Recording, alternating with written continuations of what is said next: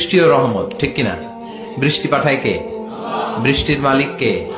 বিশ্বনবী আকাশে মেঘ দেখলে বলতেন আল্লাহুম্মা সাইয়্যিবান নাফিআন, হে আল্লাহ তুমি ভালো বৃষ্টি দাও, কেননা এই বৃষ্টি দিয়েও আল্লাহ অনেক জাতিকে ধ্বংস করেছে।